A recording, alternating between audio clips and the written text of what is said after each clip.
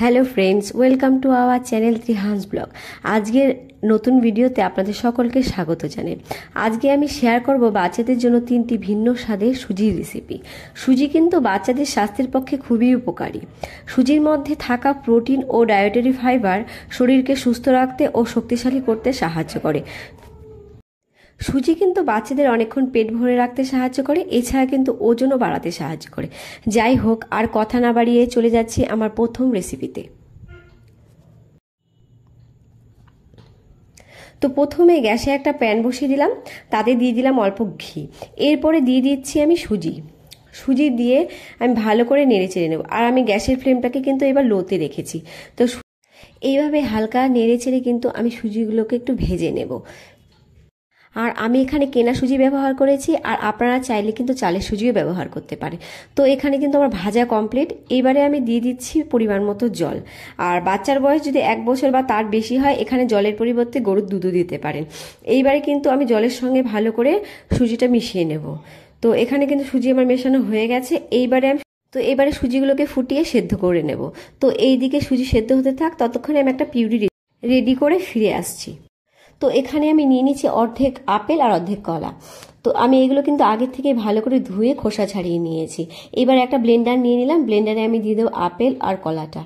দিয়ে আমি এখানে দিয়ে দেবো অল্প জল দিয়ে আমি ব্লেন্ডারে ঢাকনা আটকে এটার একটা পিউরি তৈরি করে নিয়ে ফিরে আসছি। তো পিউরিটা আমার এখানে রেডি হয়ে গেছে। এইবারে আমি চলে যাব চুলায়। তো এইদিকে কিন্তু আমার সুজিটা পুরোপুরি সেদ্ধ হয়ে গেছে। তো এইবারে এখানে আমি অ্যাড করে দেব আমার তৈরি করে রাখা আপেল আর কলার পিউরিটা। বাচ্চার বয়স 7 মাস হলে আপনারা কলা নয় আপেল এই দুটোর মধ্যে একটা দিয়ে বানাবেন এই সুজিটা। তো আমি পিউরিটা দিয়ে দিলাম, দিয়ে এবার ভালো করে মিশিয়ে নেব। নেড়েচেড়ে মিশিয়ে আমি 1 মিনিটের মতো ফুটিয়ে নেব। ফুটিয়ে নিলেই কিন্তু তৈরি হয়ে যাবে সুজি। কলা ও আপেলে রয়েছে প্রচুর পুষ্টিগুণ।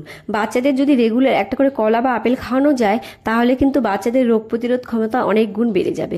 কলা হলো শরীরের এনার্জির অন্যতম সোর্স। তো কলাতে রয়েছে manganese, vitamin B6, vitamin C, fibre, potassium, iron, biotin. কলায় গ্লুকোজ, ফ্রুক্টোজ ও সুক্রোজ ইত্যাদি ন্যাচারাল সুগার উপস্থিত রয়েছে, যা শরীরে কিন্তু এনার্জি বাড়াতে সাহায্য করে। তো এখানে সুজিটা কিন্তু আমার রেডি হয়ে গেছে।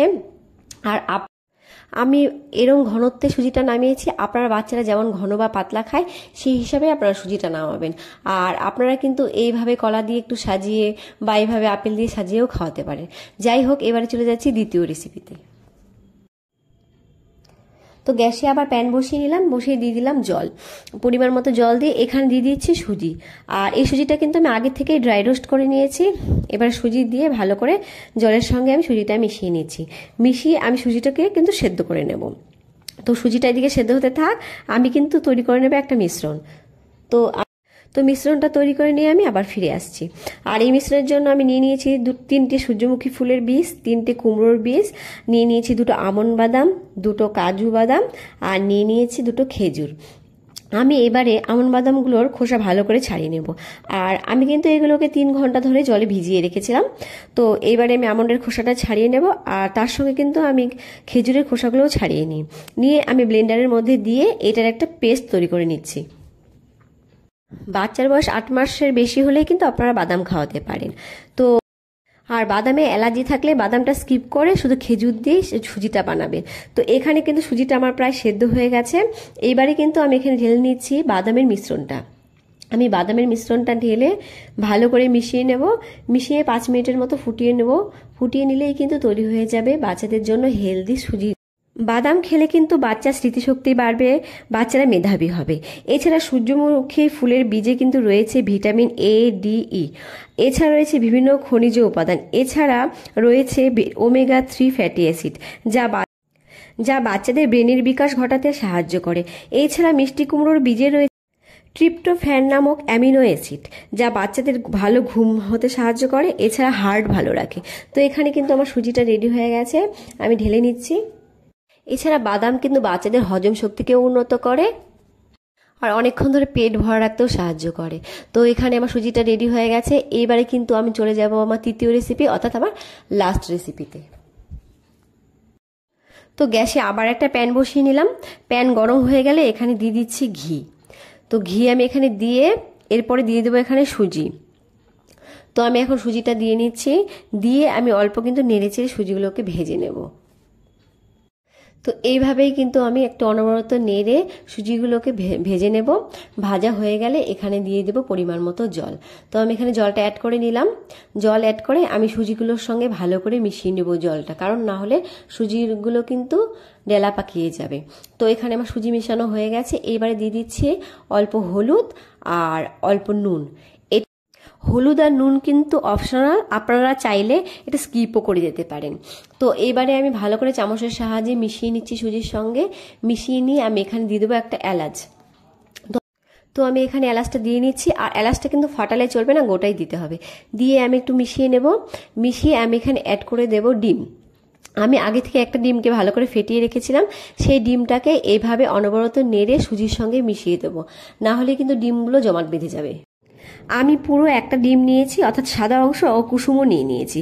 আর যদি বাচ্চার বয়স 8 মাস হয় তাহলে কিন্তু এখানে শুধু কুসুমটাই নেবেন। তো এখানে ডিম মেশানো কমপ্লিট। এইবারে কিন্তু আমি খানিকক্ষণ ফুটিয়ে ডিম সেদ্ধ করে নেব। আর ডিমের কিন্তু রয়েছে প্রচুর পুষ্টিগুণ। দুধের পরে সেরা মানের প্রোটিনের উৎস হলো কিন্তু ডিম। ডিমে রয়েছে 13টি অতি প্রয়োজনীয় ভিটামিন।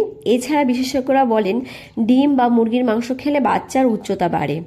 এছাড়া ডিমে রয়েছে ক্যালসিয়াম, আয়রন, তামা, zinc, fatty acid, vitamin D, folate. তো এখানে কিন্তু আমার সুজিটা হয়ে গেছে, আমি ঢেলে নিচ্ছি। আর ডিমে কিন্তু অ্যালার্জির সম্ভাবনা থাকে, তাই বাচ্চাদের প্রথমে কুসুম খাওয়ানোর পরামর্শ দিয়ে থাকেন বিশেষজ্ঞরা। তো এখানে আমার হয়ে গেছে।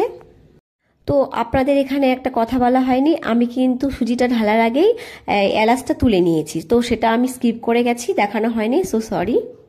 তো আজকের ভিডিও এই পর্যন্ত। দেখা হবে আরও একটি নতুন ভিডিওতে।